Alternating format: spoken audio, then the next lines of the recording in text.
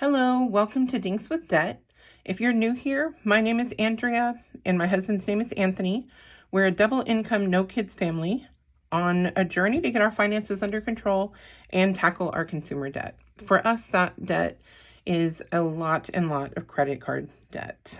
So you can see I have some highlighters and some pens out today. So what we're going to do is kind of budget planning for week 2 and then a recap, because in full transparency, we are already into week 3, but I am still just trying to get everything organized and make sense of everything. So what we're doing today is going to be going over the expected expenses for week 2. So that's January 9th through the 15th. And then we are going to go over a recap of our account ledger, essentially the account transactions that hit during that week. All right, so I've zoomed you in just a little bit, and I wanted to go over our rollover. There we go. Our rollover balance from week 1 was $2,269.92. And then my husband's paycheck, the expected amount we budgeted for was $925. And that gave us a total of $3,194.92. Moving forward, in our bill section, we had a toll, road tolls to come out, one of our hobbies, one of our subscriptions to Apple. I believe this one was a cloud storage charge, my husband's truck payment, and we have a subscription to Sirius Radio, as well as our electricity for our home and gas for our home. Those expenses totaled $688. So our income total minus those expected expenses left us with $2,506.92. All right, so we'll carry this balance down into the next section for debt.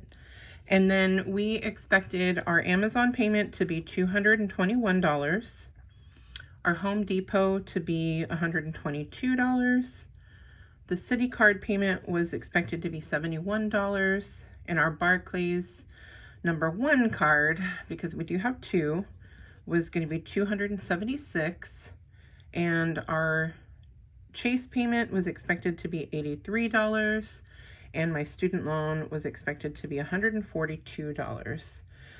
So all of these debt payments totaled up to $915. So when we subtract the rollover total from or the debt from that total, we end up with $1,591.92. Now moving over into our variable spending, we essentially rolled that balance over into the next block, and we expected to have to fill up my husband's truck for $80, my vehicle, my car for $40. We allowed $20 a week for personal spending. Our household budget got $20. We expected to spend $75 for groceries. We planned for $90 for lunches, so that's $75 for my husband, $15 for me. This week is the odd week of our dining out budget. So this week we did not budget anything to eat out. Our prescriptions, we planned for $16. Co-pays to the doctor, we expected $31. And then we had some wiggle room for unplanned expenses of $20.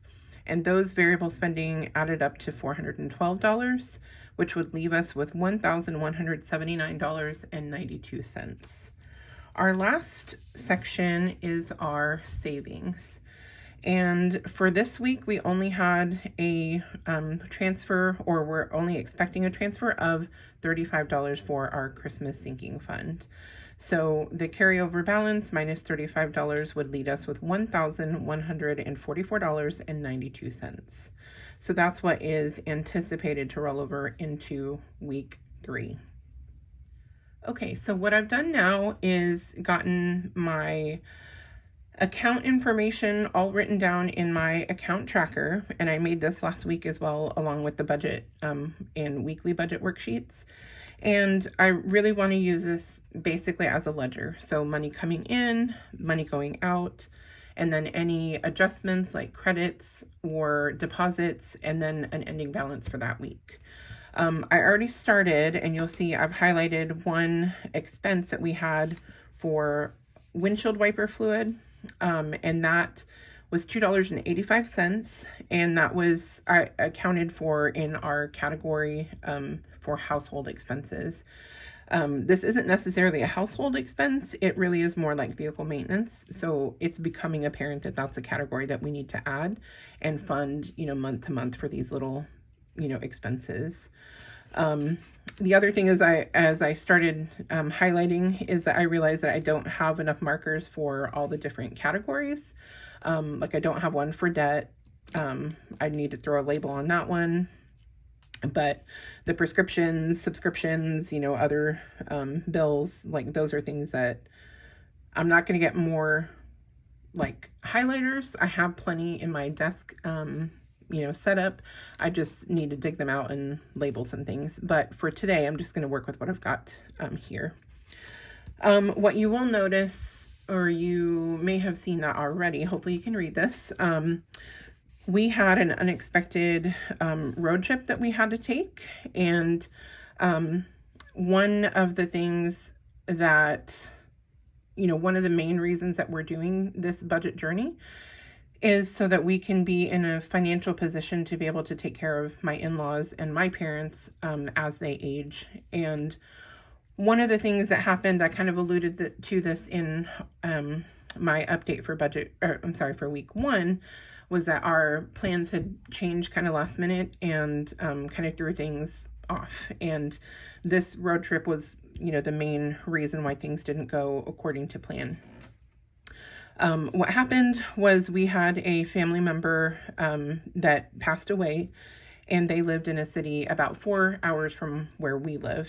And my in-laws are not in a health, position to be able to drive themselves, that distance and be able to navigate things on their own. And so my husband and I decided that we would, adjust our anniversary plans and dip into our emergency fund to be able to take my in-laws and, of course, my husband to attend this family funeral.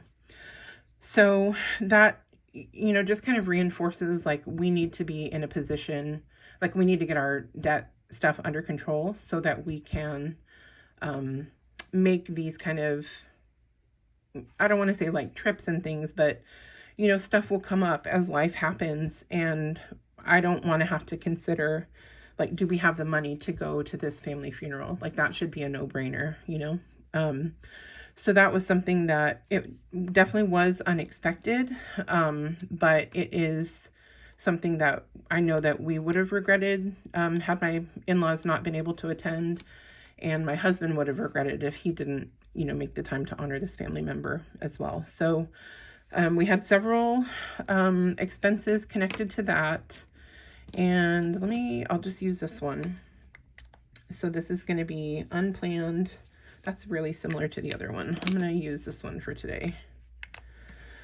So we had gas for the truck, totaling $58.81. It was an overnight trip, so we left very early on a Sunday morning and then came back very late on a Monday night. So we had to eat dinner and lunch out for those couple of days. And so one of the dinners we paid for, one of the dinners my in-laws paid for, and then we all purchased our own lunches for that trip. So we had dinner for the group at $94.15.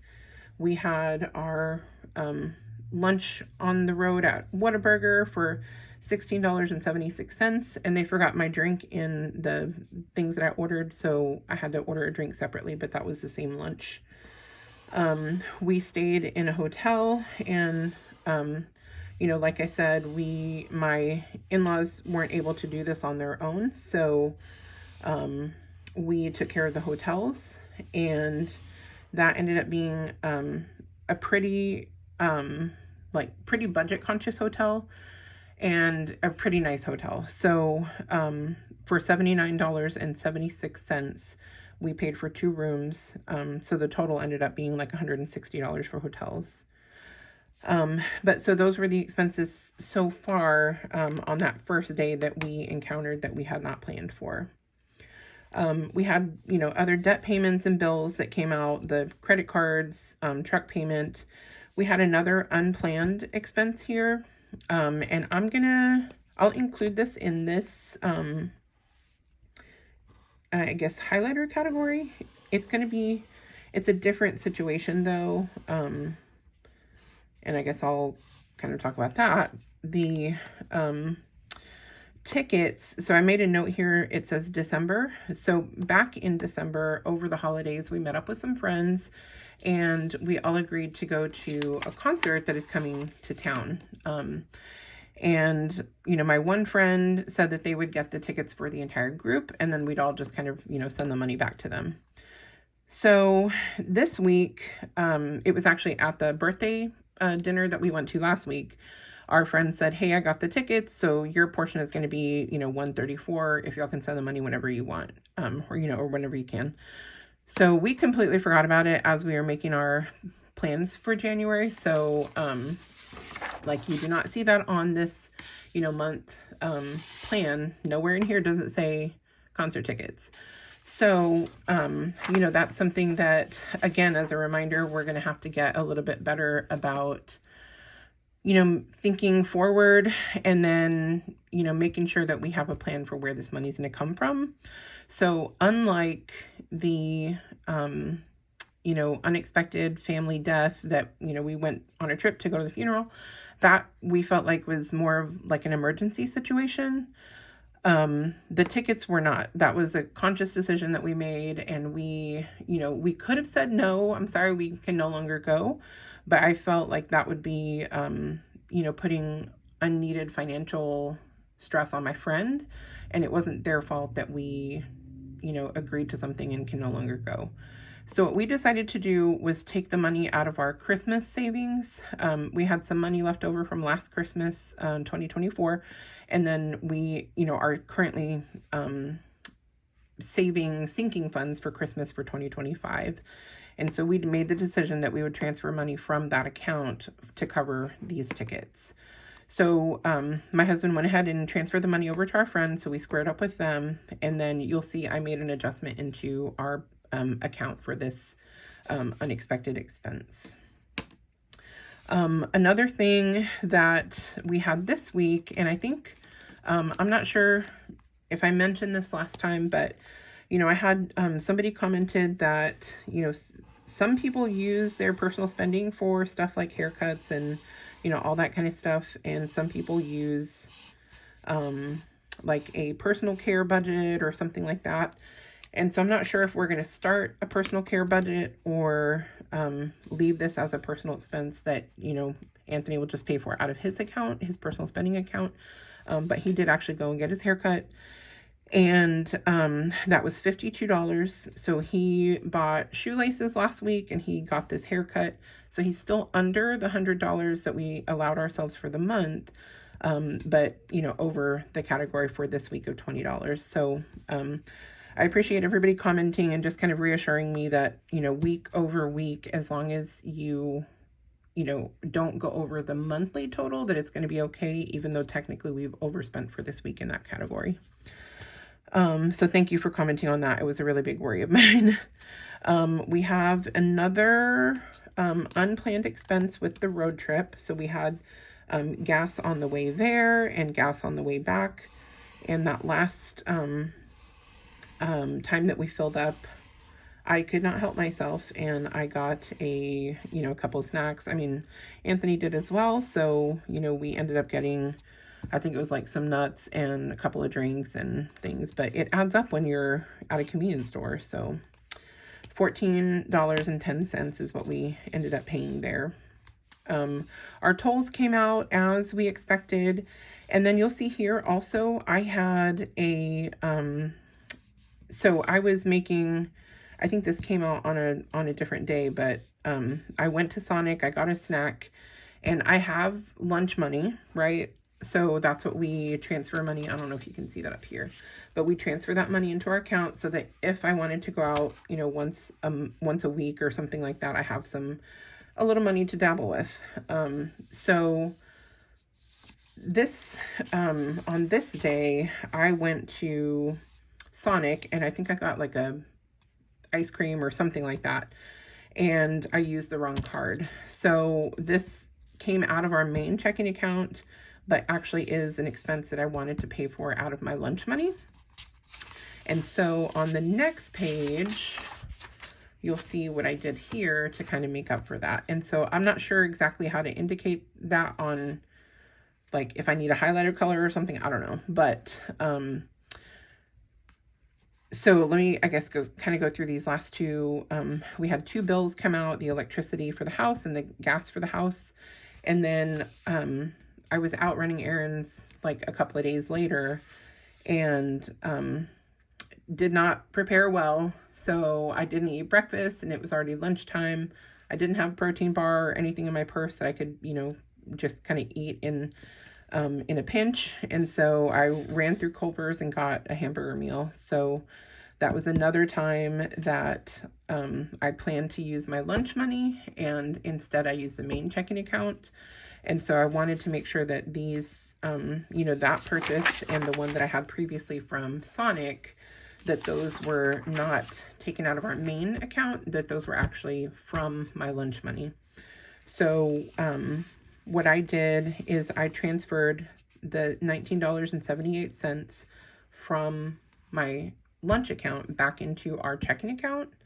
And then likewise, we had discussed the expenses for our trip to come out of our emergency fund. And so that totaled up to $419.78. And then we discussed transferring our $134 that we, you know, paid out of our checking account, transferring that money back from our Christmas savings. So we had some rollover from last year, and then we've been, you know, saving a little bit this year. So that would cover the $134 for those concert tickets. So we, just moving forward, we have, I think we'll need to pay for parking when this concert comes around, and I believe it's going to be like at the end of March, early April. So we've got a couple of months to save. And then of course, we're probably going to want to have dinner out, you know, with our friends, or dinner after the concert or something. So we'll have to plan for, you know, that night out. But what ended up happening was, we started with a balance of $3,195.11. Our expenses added up to $2,268.55. And then the deposits, or the adjustments that I made, transferring money from savings back into our checking account, were $573.56. And that left us with an ending balance of $1,512. Now, I'll go back through and kind of fill everything in here, just so that this, you know, weekly recap reflects exactly what happened. And the way that I decided to do that is by starting a, like, spending by category sheet. So hopefully you can see this, but it's a little bit harder, or I guess it's easier to do when you have less expenses. But something like, for example, that road trip, we had several expenses, and that's how I came up with that number of $419.78. So just making sure that, you know, from, well, where'd it go? Sorry. From the ledger sheet, there it is. From the ledger sheet, as different things are highlighted, they go onto that, you know, spending category. So I know exactly what should go back into our overall weekly budget.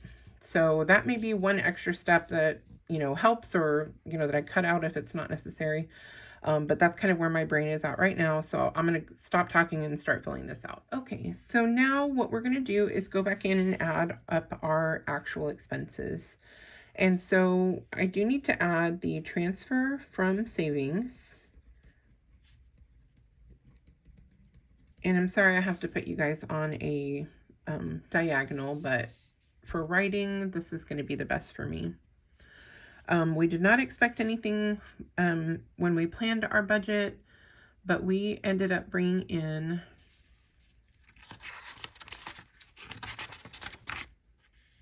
$573.56. And so adding all of those up ended up being $3,768.67. All right, so now we had our expenses, and we did actually end up getting a toll charge. Our hobby came out at $13.90. The Apple storage subscription, oh, I'm sorry, that was $2.99. Okay, now it's gonna have to do $2.99. My husband's truck payment came out at $402.32. The Sirius radio subscription came out at $8.45. Our electricity for the home came out at good grief, sorry. I'm reading these from my cheat sheet over here, and it was actually $154.96. And then our gas bill was a little higher. So we had one that was lower and one that was higher. And so we're going to have to go back and look at that, because I think this is what the initial bill said. And so we must have received a credit or something somewhere. So, and likewise with the gas, we expected 32, but ended up paying almost 37. But those things added up for our expenses for the second week ended up being $659.46. And that left us with, subtracting the total amount that we are, kind of starting with, minus the $659.46 gives us $31.09.21. And so we'll carry that down into this section. And then our Amazon account came out as planned. Our Home Depot came out as planned. The City card came out at $70.18. The Barclays card came out at $275.50. The Chase payment did not come in, so that's going to be moved forward to the following week. And then my student loan payment came out as planned. So that gave us a slightly lower debt total here at $830.68. And that left us with a balance, carryover, I guess, amount of $22.78.53. So we're going to carry that up to here, 2278.53. Let me make sure you guys can see that. There we go. We actually did not spend anything filling up our truck. So we did spend it in, on the road trip. But we didn't count it here because it wasn't, I guess, commuting, if that makes sense, to our jobs. So neither Anthony nor myself had gas charges for this week. I didn't spend anything from my personal spending allocation, and you saw that Anthony had a haircut at $52. Our household spending for that wiper fluid was $285. We actually didn't purchase any groceries this week. And then our lunches ended up being over budget at $109.78 because of my couple of times that I went out to eat. And then for dining out, we actually stuck to what we said, thank the Lord. Our prescriptions, we had one come out at $25. Excuse me. We didn't have any copays come out this week. And then we did have I'm calling it here the unplanned expense of the concert tickets for $134. And then the other, I guess the unplanned expense, and this is the road trip. And those expenses were $419.78. And so when you add all these things up, even with, you know, some categories going unused, because of that, you know, large expense of the road trip, we are well over budget for this second week. So $743 and 41 cents is the total. And so that left us with, after subtracting from the rollover amount and the expenses for this week, that left us with $1,535.12. And then, let me scoot this up a bit. There we go. When we carry that down, $1,535.12. We did send that money to our Christmas savings. And so the total was 35. And then this minus 35 ends up being 1,512 cents. So this is currently what is sitting in our bank account, our main checking account. And so if any of you out there happen to be a little bit more experienced in this than, you know, Anthony and myself, it's been a while, like I said, since I've done this on my own, you know, well over 20 years. I won't say that totally, I guess. When I was single before Anthony and I got married, I mentioned before that I'm a nerd, and so I knew what was in my bank account to the penny at any given point in the month. But that's because, you know, I get paid monthly, and so typically I had all my bills drafted by the 3rd of the month, and so what I had left over at that point was what I had. So that's why it was, you know, a little bit easier for me to be able to know, like, with a degree of certainty, this is what I have from this point moving forward into, you know, the rest of the month. For Anthony, you know, because his pay structure is once a week, he has had a little bit more experience with, you know, juggling, I guess, the sinking funds to pay for things like rent and bills and, you know, stuff like that. So, and being able to purchase groceries and fuel for the car. And so kind of, I think what has been making this challenging for us is the amount of debts. We have a lot of, you know, those that are kind of peppered in throughout the entire month. Yeah, so you can kind of see, you know, if we had a month ahead, I think it would be easier for us to have everything drafted, you know, by the 3rd, like I had been previously used to. But because we have stuff kind of spread out throughout the month, it really is important that you're carrying over something from week to week to add it to your new paycheck to pay for those upcoming bills. And so to me, that's the concept that has been really hard. And I think why I feel frustrated maybe, that we're having to send money back and forth to different accounts. It I guess compounds the feeling like the finances are out of control, even though we haven't been negative in our account, you know, over the 10 plus years that we've been married.